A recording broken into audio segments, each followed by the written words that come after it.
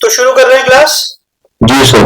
अब बेसिकली हम लोग यहां पे रुके थे कि इनमें से कौन ग्रेटर है, a to the power of b की b to the power of a।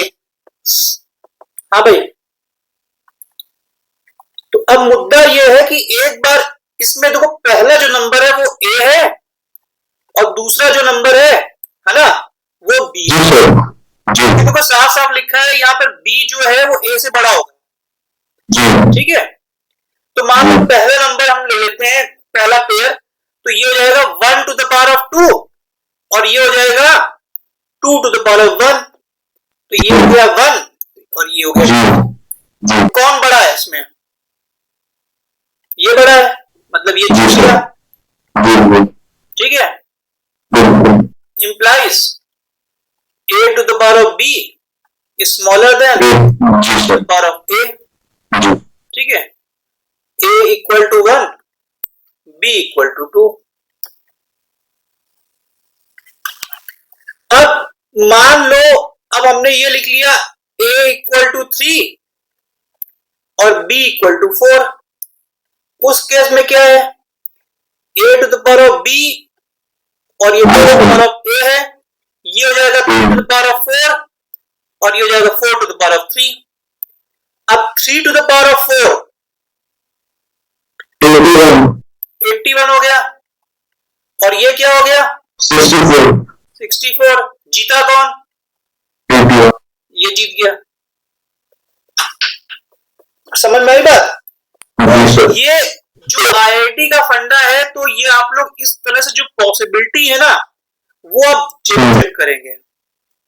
ऐसा नहीं कि सीधे मार दिया कि भैया इस केस में केवल यही है बड़ा या ये बड़ा है। ये कंडीशंस पे डिपेंड करता है, ये कंडीशंस कब क्या चेंज होती है। एक आध दो आगे करके देख लो, a की पावर रख दो 4 और b की पावर रख दो 5, 4 टू द पावर ऑफ 5 और 5 टू द पावर ऑफ 4। निकालो क्या आ रहा है।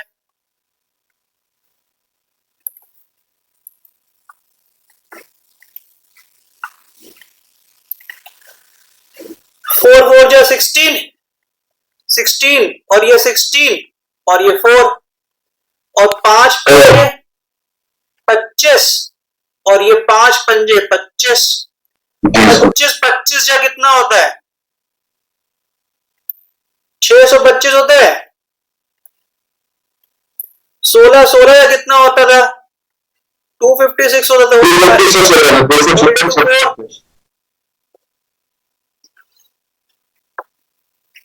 ठीक है, तो ये तो जीत गया बंदा, मतलब ये बंदा जीत गया। अब एक केस ये देख लो, a की पावर आपकी, यहां पर तुम 1 और 2 लिए हुए थे, 2 और 3 ले लो। a की पावर 2 है, b की पावर 3 है। अब देखो a to the power of b और b to the power of a में देखते हैं क्या होता है। 2 to the power of 3, 3 to the power of 2, ये हो गया 8, ये हो गया 9। जीता कौन? जीता है।